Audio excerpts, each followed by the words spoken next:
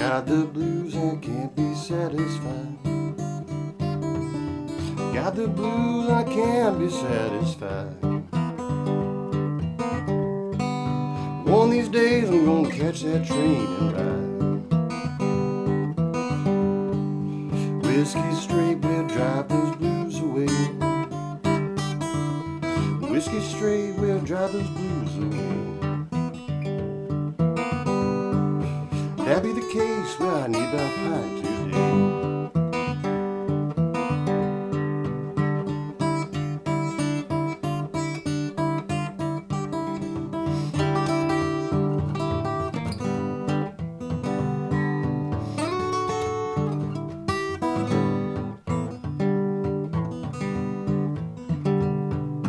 Bought my baby a great big diamond ring.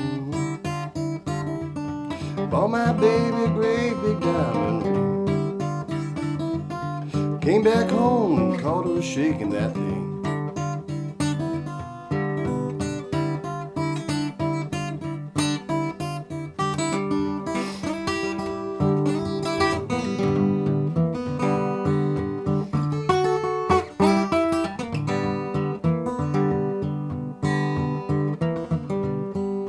I said, babe, what makes you treat me this way?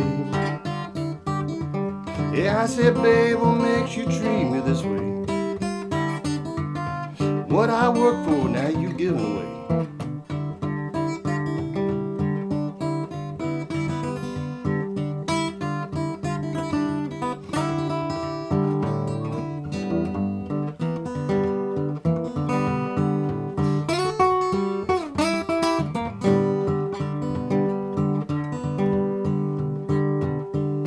Took my gun, I broke that barrel down. Took my gun and I broke that barrel down. Lay that sucker 6 feet under the ground.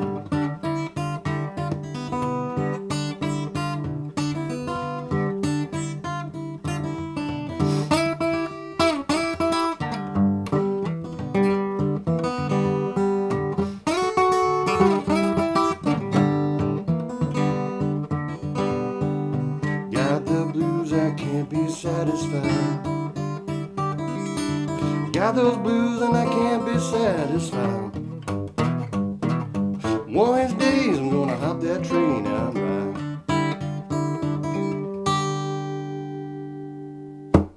All right, obviously my version of Mississippi John Hurt's Got the Blues and I Can't Be Satisfied. As always, he recorded it several different times, starting I think in about 1927, well up through the 60s in the folk revival. Different versions of the tune, different lyrics, no two alike. And, you know, John Hurt had this just wonderful ability to forget the lyrics and just keep right on playing. He would just, I mean, he'd just sing half a verse and just keep right on playing. And, you know, that to me, when I was starting out, was the most terrifying thing as a performer. And it got to really be like an issue for me. I would start singing and I'd forget the words. And when that happens, do like John Hurt and keep playing. The audience really doesn't care. They're there to have a good time. They want to enjoy your music. Don't be your worst critic. You're always going to be your worst critic. But don't sit there as a third person while you're playing a tune, hearing yourself make mistakes, because eventually you just stop. I mean, you'll be playing a tune and suddenly you forget where you are, you forget what chord you're going to. Have fun. Always have fun playing guitar. Now let's talk about this one a little bit. It's a really, I wanted to play it today because it's sort of a different kind of John Hurt song. Most John Hurt songs are like light and happy. This one's a little more gritty, you know. And it has that very idiosyncratic technique he used. And it's sort of this repetitive, almost like hypnotic pattern. It's really different from a lot of his other tunes. Maybe a little similar to his version of Casey Jones, maybe one or two others. But one of the things he really did when he played in G was picking up these two notes for the C7 and he just alternate between G and C7, and it gives it that really unique, repetitive rhythm. And I think this is really one of his most rhythmic songs. I like it a lot, and it's not hard to play. So let me walk you through it. All right, we're going to start on our old G chord, G7 maybe, but I'm going to drop the pinky finger down here on the D. All right, so it's D, E, F, D. All right. All right, simple as that.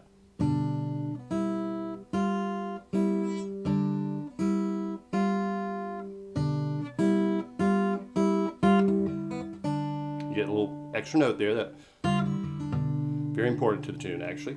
And then there's a slide up on the C. Okay, that's just sliding up to E and G. All right, and you may have noticed that when I did it the first couple of times, I played it with my fingers, my fingernails.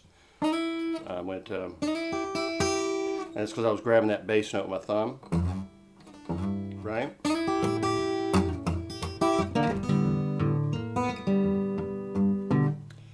You could do that if you want. I just recently cut my fingernails, and I was aware that my middle finger fingernail was a little short. It wasn't grabbing that first string clearly. So I just switched. I started doing pointer and thumb, and see, I get a stronger sound that way.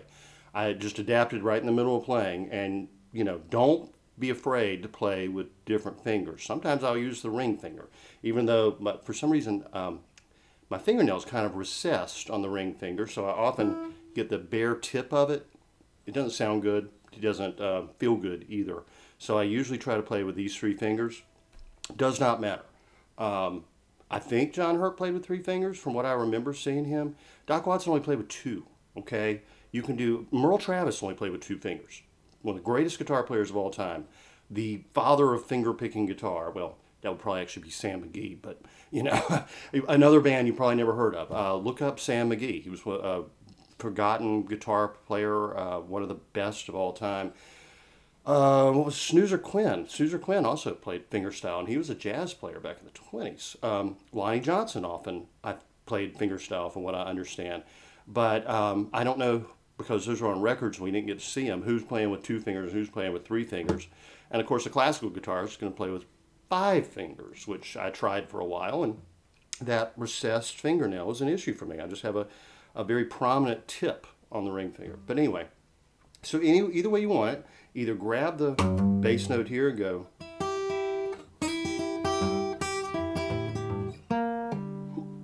And again, that's just the, what is that, a B flat? Yeah, I think it's right. Yeah, A, B. Wait a minute. That says the A string. A, B is a C. It's just a C. All right. I think I'm losing count of my strings all of a sudden. Yeah, it's a lot harder to talk about playing guitar than it actually is to play it. But anyway, just take this third string, third fret, and just pull off of it. All right, and then we're going to go back to that.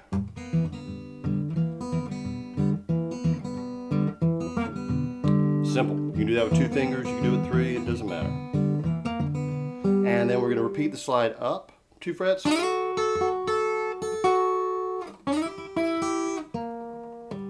Alright, simple as that. So, really simple tune. Now, what I like to do is just kind of alter it a little bit. Sometimes I will sing, got the blues and I can't be satisfied. And sometimes I'll hit this G note. So, totally up to you. And usually when I'm singing a verse, I'll go to just a C7 chord.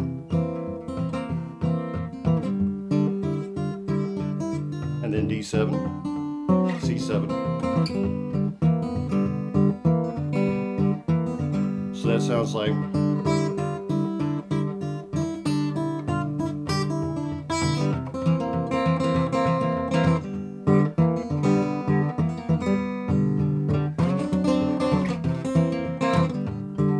And I also did a little, for no apparent reason. I wasn't even planning on playing that. It just worked. I liked it. That's a old G lick that Brownie McGee would use. So just so whether you play it straight as he did off the record, where he was mostly going.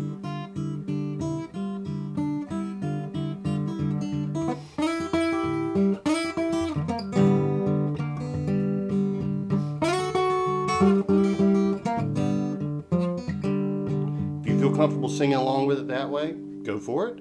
I think I did one verse like that, but like I said, I really like to contrast it with just hitting that.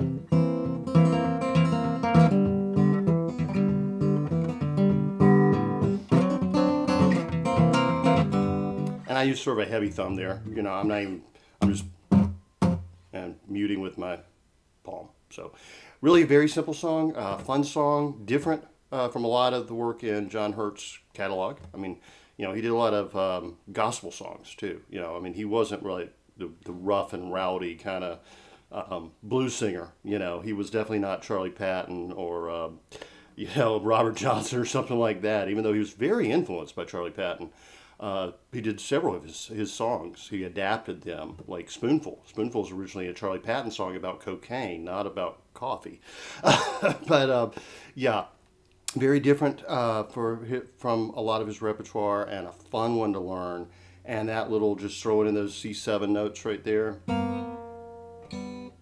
sounds so good. I think. I mean, I like the tune a lot. So I hope you do. Email me if you had any questions. Be glad to talk you through it, or if there was something you know, I didn't point out, I explain it. Or if you just got a question, or heck, you just want to talk old blues and country music and jazz, I'm always up for it, or rock and roll actually. I mean, yeah. One of the fun things I've been doing recently is watching all the old episodes of the Midnight Special from the 1970s. Wolfman Jack, all kinds of incredible bands from like Argent to John Denver. I mean, the New York Dolls are on there. I mean, oh, wow. I mean, last night the one I saw was Blood, Sweat, and Tears, and they were phenomenal. Excellent band.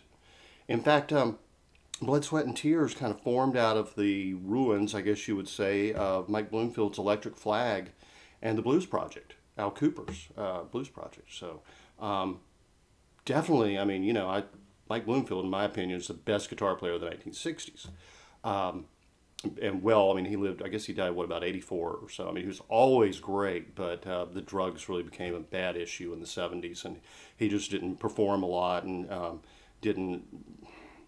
he kind of dropped out of the music scene for the most part. I mean, he still recorded some albums. One of the best, actually, the album every single blues guitarist should have is one of his last projects. It was, if you love these blues, take them home and play them as you please. He played every style of blues flawlessly, and teaches you how to play the tunes.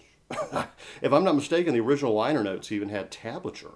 I mean, it was a great gift to the guitar playing world. I've never played through it, but I've listened to it many times. A big influence on my playing, without a doubt. You may not believe it because I'm more of a thumb picker, but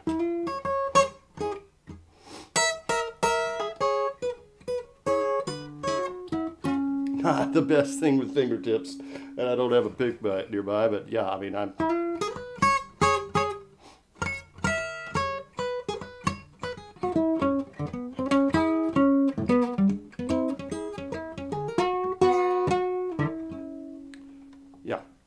that's the stuff, you know, I picked up as a kid, listening to a lot of Chicago blues, and now I play more thumb picking. You know, everybody just kind of develops into their own style as time goes by, and I like to do a little bit of each. I mean,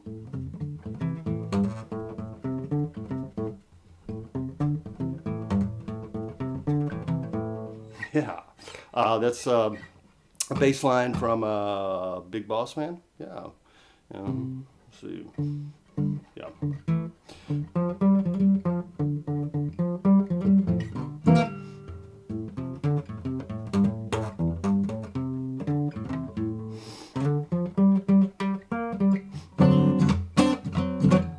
Maybe up here.